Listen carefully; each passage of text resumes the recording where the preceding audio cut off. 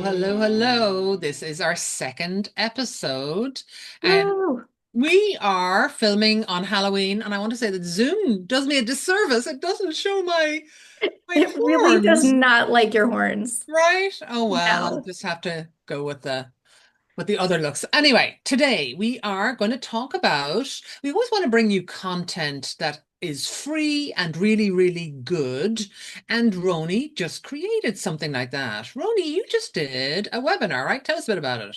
Yeah, so Jess Richardson and I were talking about, some marketing strategies and really started getting into why members join versus why they stay and if there's differences there.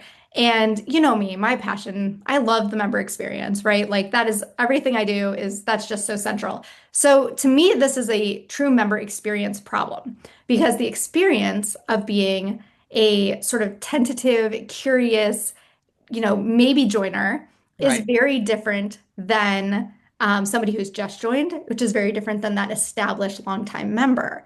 But sometimes we forget that in our messaging and our marketing, and we kind of market to everybody as if they're about to join or that they need to Right. be like told about benefits and things like that. Yeah, a lot of our messaging is like, oh, come join us for this, come do this thing. And in fact, we're not paying attention to their different needs.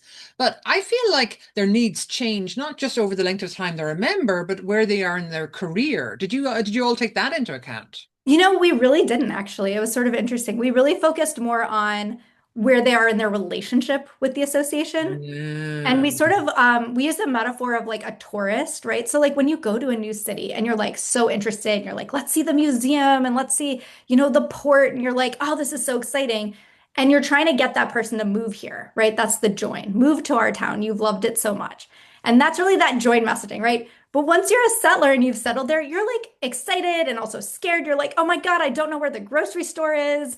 And so you need a message towards like, hey, here's the doggy daycare, and here's the grocery store, here's the parks that people hang out at, which is different again than once you've been there a while and you're like, yeah, like I know all the nuances of this town. Yes, Like I know I how to go to the do town it. hall meeting. Yeah. It's again a different experience. So we approach it more that way than by career level. Okay. And I hope everybody watching notices that I just almost completely threw Roni off her game, but yet she recovered because she's really good at this. So what, how do the communications need to change to reflect people at different stages of that relationship? Did you cover that in your webinar? Yeah, so actually, what we sort of talked about was that there's no one right answer. It's not a templated approach because while these three personas we think are sort of omnipresent and exist everywhere, the nuances of who each persona is going to be different. And so, for example, if you take an association where membership is tied to certification, you might be marketing the certification hard, more than the membership necessarily. But depending on whether that is sort of a persistent, your membership and certification are tied together, in perpetuity, or if that's only like a one-time thing and you renew is different, your messaging might have to change.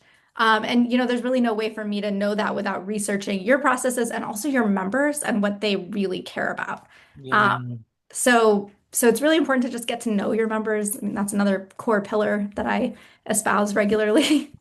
So one time we were called into an organization and the head of communication said the only reason to join this organization is discounts. Like that's the only tangible benefit that he had to communicate out. But when Thanks. we talked to the members, they were like, I couldn't do this. I couldn't do this job without this organization. The people I know here are who get me through my day. And it was so interesting the disconnect. So you're right. You absolutely have to know your members. That is like such a perfect example because the initial marketing might be join for this discount, right? Join for this discount. But once you have them in the door, you have to be showing them here's how to connect with people. Here's how to find people who will change your life. Here's how to find those people and stay with them. And that creates that belonging, that settlership, that townspersonness. Mm.